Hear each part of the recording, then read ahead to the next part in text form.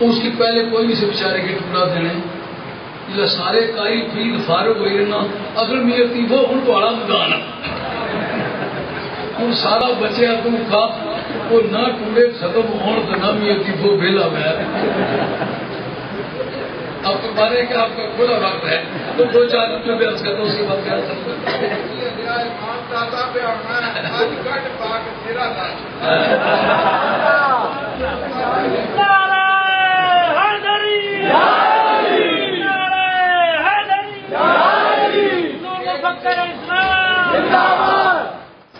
جس وقت 1857 کی جنگ آزادی ہوئی تھی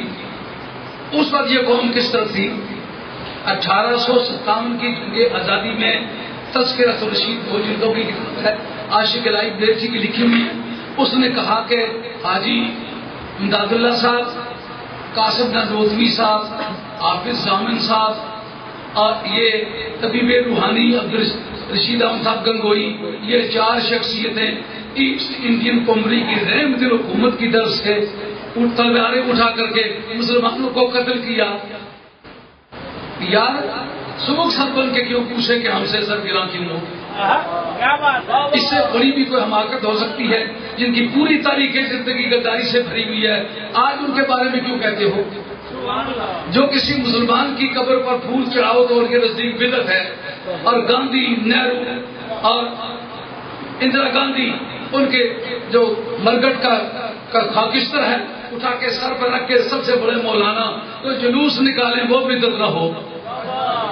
ختم پڑے تو کہیں یہ بدعت ہے یہ حرام ہے لیکن ایک طرف بھجن گائے جا رہے ہوں اور دوسری طرف ساتھ ہی قرآن پڑھا جا رہا ہو اور مولانا بھی ساتھ جا رہے ہوں اور طبلے بھی ساتھ بج رہے ہوں اور قرآن مجید بھی پڑھا جا رہا ہو اس قوم سے پوچھنے کی کوئی بات ہے وہ لڑے اور بتایا کہ ہم اپنی رحم دل گورنمنٹ پر جان دینے کے لیے تیار جیسا آپ کہتے ہیں پاکستان پر جان انہوں نے کبھی کہا انگریز پر جان دینے کے لیے تیار ہے کتابیں موجود ہے دیکھو اب اس وقت میں جب خانقاہ و مساجد کی اینٹ سے اینٹ بجی علمی خطانوں کا ایک ایک بھر پڑا بڑے بڑے معظم گھرانے پہ چڑھا کر کے چھوڑ دیے گئے اور مسلمانوں کے تقدس کا وہ ٹھوکروں سے پامال کیا گیا اس زمانے میں مسلمانوں کی مسجدیں اکھاڑی گئی مدرسے اکھاڑے گئے اور حضرت اللہ فضل خیر آبادی رحمۃ اللہ علیہ کو جزائر انڈیمان کی سزا دی گئی ان کا جنازہ جزائر انڈیمان سے آیا اس وقت پوچھو دیوبند کی بنیاد رکھی گئی پیسے کہاں سے آئے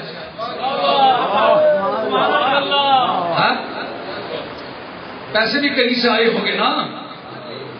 اگر مسلمان ان کو تو قبول ہی نہیں کرتے مسلمان ان کو چندہ ہی نہیں دیتے تو اس وقت ان کی مسجدیں بنی ہیں مدرسے بنے ہیں وہ پیسے کہاں سے آتے اب جناب دو پپٹ تیار کیے گئے ایک کا نام دیوبند ہے اور دوسرے کا نام مرزا جی ہے انہوں نے کہنا شروع کر دیا تو جی نبی ہمارے جیسا آدمی ہم نبی جیسے میں ایمانداری سے پوچھتا ہوں کسی باپ کو کہہ جائے ابا تمہارے بارے سے کیا فرق آ کیا تو بندر گیا جب میں بندہ یا تو دیا میں اس کو تحصیل میں تھوڑی باؤ نہ خزم آ تو کیا لگ رہا ہے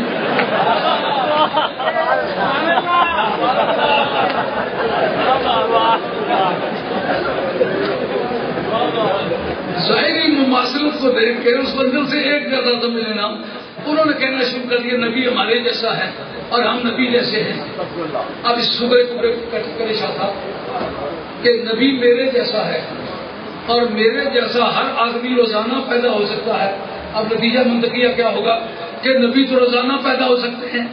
ساتھ ہی تم نے یہ بھی کہہ دیا کہ اگر بالفرض کوئی نیا نبی پیدا بھی ہو جائے تو سرکار کی ختم نبوت میں فرق نہیں آتا تو اس وقت مرزا جی نے کہا اگر یہ سہولتیں موجود ہیں تو یہ رہا نہیں تو جب نئے نبی کو مٹیریل تم نے خود مہیا کر کے دیا ہے وہ ختم نبوت کے جلسے کیوں مناتے ہو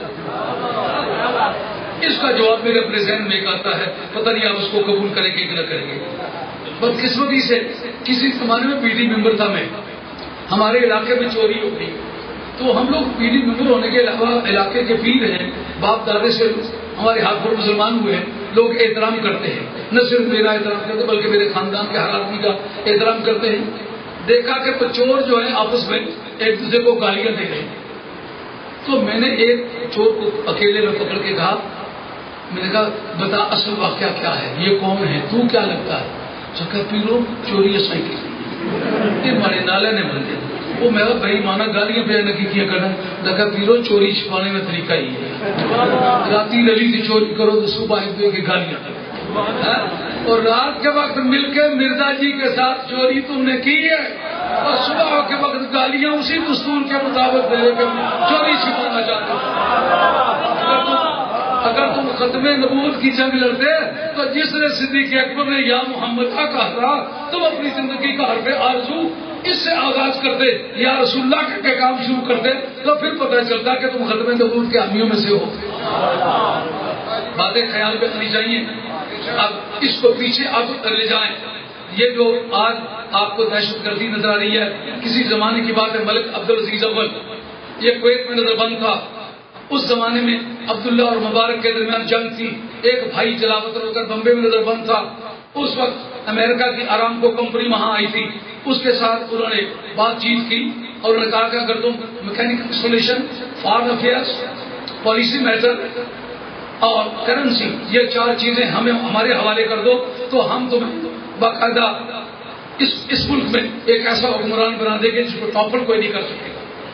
انہوں نے کہا میں ایک زندہ آزاد انسان ہوں. ان ڈیجیٹل اسٹیٹس کے لیے ان مقامی حکومتوں کے لیے یہ 4 چیزیں ان کے اپنے قبضے میں ہونی ضروری ہیں. جب یہ لکھ کے کسی کو دے دے تو اس کا نام ہے کالونی. وہ انڈیجنس اسٹیٹ نہیں ہے مقامی لوگوں کی حکومت نہیں ہے. جب اس نے انکار کیا اور اس کے دوسرے بھائی سے بمبے میں ملاقات کی. انہوں نے کہا یہ 4 چیزیں ہمیں اگر لکھ کے دے دے تو ہم وعدہ کرتے ہیں کہ تمہیں حکومت دلائیں گے. انہوں نے کہا اگر یہ کام ہو جائے اندھے کو کیا چاہیے 2 آنکھیں. اس کو راتوں رات لے جا کر اس میں پاسپورٹ سسٹم تھا نہیں وہاں لے جا کے ایک بھائی کو قتل کر کے دوسرے کو اس کی جگہ تاشپوش بنا دیا. لیکن پہلے اس سے لکھوا لیا. اس وقت اس خاندان نے جو سعودی خاندان ہے انہوں نے یہ طے کیا کہ حکومتیں حاصل کرنے کا تو صرف یہ طریقہ ہے دہشت گردی کے ذریعے سے کام چلاؤ. جن کا حرف آغاز جو ہے وہ دہشت گردی سے ہے ان کا دین سے کیا تعلق ہے. ہم یہی بات کرتے تھے تو بابیہ کے نزدیک کا ہوا کہ ہم ان آدمیوں کو قتل کیوں کر ڈالتے ہیں کہ یہ سرکار کے قبر کے ارادے سے صبر کرتے ہیں. بیویاں ان کی بھی وہی عقیدہ لے کے آتی ہیں اس لیے یہ مرتد قرار پاتے ہیں. ان کو قتل کر دیں ان کی بیویوں کو کنیزیں بنا لیں تو شرط درست ہے. کیا سرکار کے روزہ شریف کے ارادے سے صبر کرنے والا وہ مرتد ہو جاتا ہے؟ یہ سارا عالم اسلام جو ہمیشہ سے صبر کرتا چلا ہے وہ معاذ اللہ مرتد تھا. انہوں نے جناب اس وقت آرام کو کمپنی کی معرفت امریکہ سے یہ کنٹیکٹ کر لیا. یہ 4 چیزیں لکھ کے دے دی. اس وقت شریف مکہ کو انہوں نے پہلے ٹاپل کیا اور ٹاپل کرنے کے بعد پہلے وہ ترکیہ کو ٹاپل کیا کیونکہ 30 برس سے گزشتہ 30 برسوں سے شریف مکہ گورنر تھے اور سیدھے سادے لوگ تھے. ہمارے خاندان کے مسیح تھے حسنی سادات تھے. یہ جارڈن والے موراکو والے اور افریقہ کے باقی سادات اور شریف مکہ یہ ہمارے خاندان کے حسنی سادات میں سے. یہ تفسیر حقانی کے مقدمے میں لکھا ہوا ہے کہ جب سے لے کر اسلام آیا ہے تو کعبہ شریف کی سجادہ نشانی ہے نشینی اصلیوں کے پاس رہی ہے. تو ان لوگوں کی سادگی کی وجہ سے انہیں کہا کہ تم انڈیپینڈنس کا اعلان کرو. ترکیہ اگرچہ بڑے گنہگار قسم کے بندے بن گئے تھے لیکن بدعقیدہ تھے. ابھی آپ ذکر فرما رہے تھے کہ وہ سنی تھے. سنیوں کا اقتدار تھا. صاحب فضل الباری حضرت امام ابن حجر اسقلانی انہوں نے لکھا جو سرکار دو عالم الاسلام کا نام آتا تھا تو ترکیہ کے عثمانی حکمران کھڑے ہو کر اس سے دونوں ہاتھ پیشانی پہ رکھ کے کہتے الصلاۃ والسلام علیک یا رسول اللہ. کہ انہی کے زمانے میں اذانوں سے پہلے اونچی آواز سے سرکار پر درود پڑھا جانے لگا جس کو کہتے ہیں یہ بدعت ہے. کئی 100 برس تک مسلمانوں نے یہ کیا اس وقت بدعت نہیں تھا. القول البدیع کے اندر امام سخاوی نے بھی لکھا اور صاحب فضل باری نے فضل باری شرح بخاری شرح جلدوں کی ہے الحمدللہ مکمل دیکھی ہوئی ہے. مکمل میرے نوٹ چڑھے ہوئے ہیں. جتنی باتیں کر رہا ہوں ساری دکھا سکتا ہوں. ایسی سنی سنائی باتیں نہیں کرتا. اب جناب وہ ایسے لوگ تھے جو سنی عقیدے کہتے ہیں. ان کے ساتھ جب لڑائی ہوئی ان کا سیدوں کے ساتھ اب نہیں لڑ سکے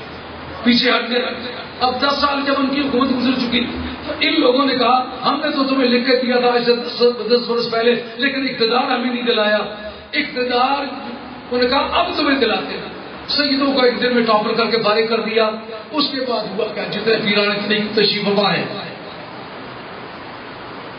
یہ سارے